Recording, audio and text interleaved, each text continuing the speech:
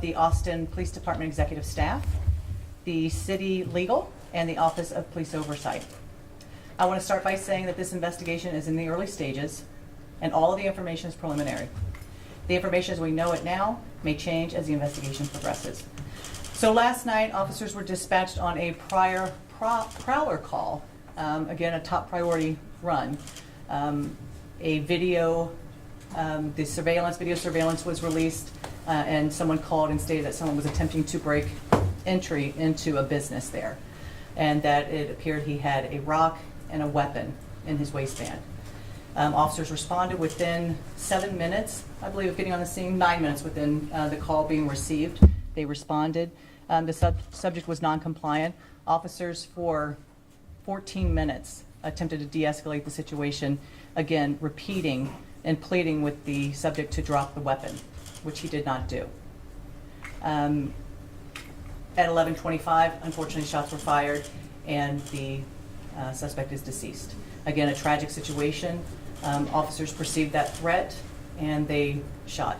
Again, a tragic situation for all involved. Anytime there is a loss of life, it is not something that any of us want to stand here and talk about. So again, my condolences to their family. It is a male subject, a male white subject. At this time, he has not been identified fully, so we'll have that information for you at the 10-day mark. Take some questions now. How many years of experience did the officers who responded have? It was 5 officers that were involved, and I'm not sure, we can get that for you for the 10-day release on what their length of service is. It kind of gives us just a breakdown of what unfolded when officers arrived on scene, what happened with the suspect, and then what happened to lead to the opening of the fire.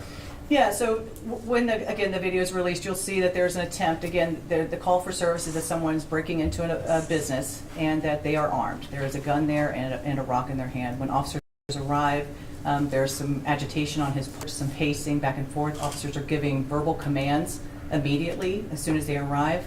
Again, once that first officer responds, it's only a matter of within seconds to minutes where there's multiple officers on scene, and all of them do a great job of taking cover and giving verbal commands, again, to the individual to drop the gun. Please just drop the gun. Show us your hands. This doesn't have to be this way. Again, these multiple commands trying to connect with him to drop this weapon. And at that point, the perceived, again, that the gun was in his hand at this point, and the gun was raised, and the officers perceived that threat, and shots were fired. What de-escalation tactics did they use? Did they shout verbal commands? Did they try tasers? Yeah, so again, the verbal command, that de-escalation, that is that verbal attempt to de-escalate the situation. And again, for 12 minutes, they continue to ask him and plead with him to drop the weapon, that this is not worth it, that please drop the weapon. And that's a de-escalation attempt. In addition to the 5 shots fired, there was a pepper ball that was fired, less lethal. One officer did fire the pepper ball. But again, from the beginning of the incident, that de-escalation was started upon the arrival of the officers. Go over here to the left of the picture. Has there been a history of other problems or crimes in that area? Yeah, so I just looked at that. It is unfortunately an area that has suffered some theft, some breaking and entering, and so when you're looking at the strip mall that this occurred at, there was some video there, and that's a proactive measure from businesses that are in the area to set up that surveillance to stop that. And unfortunately, it is an area that has experienced a lot of theft, grand larceny, and breaking and entering. Has anything been done to try to help with that situation since it's been escalating? Yeah, I think that's, I would say that the fact that the businesses are involved and these are good guardians of those businesses where they're putting those measures in place, and someone's able to call the police when they're looking at and monitoring that someone's attempting to break into their business.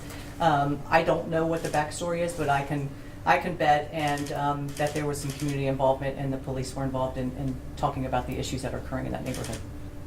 Angela. Yeah, kind of going off of that, do you know if the suspect was trying to break into other businesses before he got to the one where he was? We don't know, and I think that's part of the process of gathering any video evidence. And again, if anyone does have video evidence, they're more than welcome to send that to APD or with that information.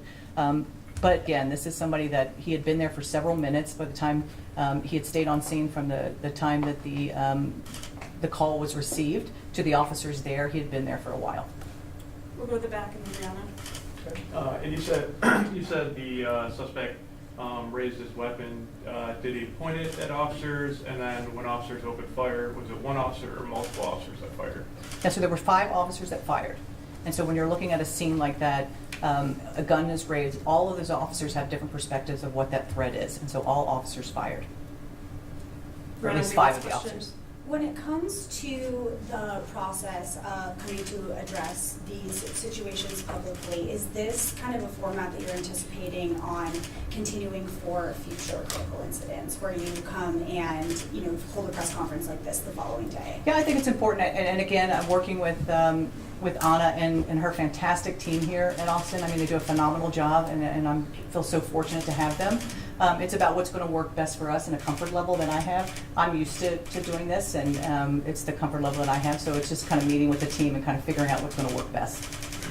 Last question over here. You said 5 officers fired. How many officers were there and then 5 of those fired? Right, I'm not sure of the exact number, but that will be released at the day 10. But at that point, when you're looking at the cars that were surrounding, they did, again, a great job of getting cover for themselves. It's the person that's armed, he's obviously agitated, and they did a fantastic job of, you know, protecting themselves, and then unfortunately having to make that decision. And clarify on the weapon. What was his weapon? It was a gun. Yes, but I mean, what type of gun? At this point, I believe it was a revolver. But again, you're talking about, I would say, Lee, fit with a 25 to 50, how far do you think from the time the officers stopped? Again, great tactics on their part. I would say 20 to 25 feet the officers were aware, but again, they're all they know is this was a gun. This was a gun in his hand and a rock. Chief Davis, thank you. Thank you so much, guys. Thanks, guys.